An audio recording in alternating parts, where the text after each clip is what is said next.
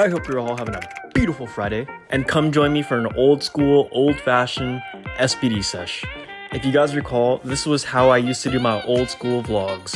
Lately guys, time has been moving at the speed of light. This SBD that you guys see right now before you, it was recorded on Thursday. No, I did not get any sleep in between yesterday's vlog and today's vlog. Right after this gym sesh, I had to drive all the way back down to San Diego with Fiona, and we have to catch a flight at 12 o'clock to go to Canada, Vancouver specifically. We planned a trip. This is our first international vacation together. Everything was scrunched up. I did not have any time to work out today, so I decided to work out on Thursday and get everything over with. Right now, as I'm editing and doing this voiceover, I'm in Canada, safe and sound. Me and Fiona are here.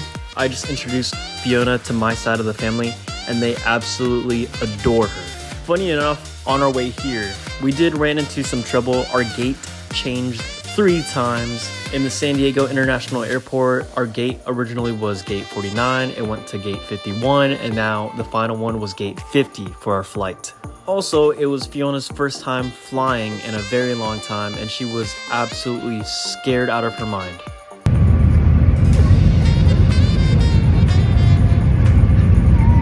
I'm just really glad that we got the plane tickets for cheap. Imagine this guys, $500 for 2 people, direct flight, round trip, and it's not Frontier. That is a steal. Last time I flew to Canada, I was using Alaskan Airlines. For this one, we used WestJet. They had one of the best chocolate biscuits that I've ever had as a snack. They offered either pretzels or the biscuit. I went with the latter, but it was so good that I even ate Fiona's other half. I will say the seating is not the most comfortable. I was moving and shifting around plenty of times during that flight, just trying to get comfortable to sleep, but I could not sleep one bit. And I actually did need some rest, because flying with Fiona is an absolute nightmare. I'm very strategic on how I fly, but I understand now, since it's Fiona's first time flying in a while, she has a really high anxiety, man. She did not trust herself with her own ID and passport, so I had to carry it, which I did not mind. But every 5 minutes, she would remind me and ask me if I had her ID and passport.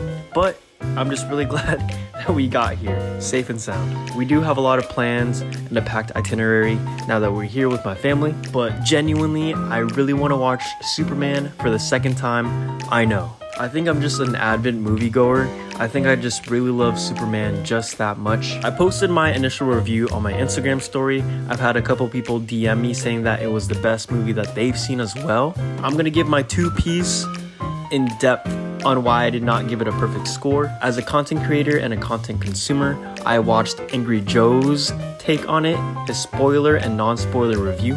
I will say, and I will agree, that Hot Girl wasn't the best Hot Girl that could have been portrayed on screen. Personally, I wasn't a huge fan of her screaming every time she entered on screen, and I also wasn't a huge fan of how she unalived one of the villains in the film. The music choices, I know that it's a punk rock Superman. If you guys absolutely adore punk rock, this is the Superman for you. But I personally feel like they could have gone with some other music choices that would definitely soothe the audience's ears better.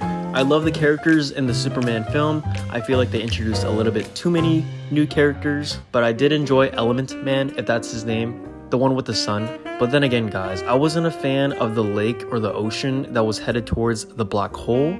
It was a little bit too pixelated, and it did remind me of the Minecraft movie. I'm just going everywhere with this review, but I did really like the scene with Pa Kent and Clark. It was a real tearjerker, that one. Me and Fiona, we almost cried, but I did tear up a bit. I'm just so glad that we have a hopeful character that we can all look up to and inspire to be. That's personally why Superman is my favorite superhero of all time.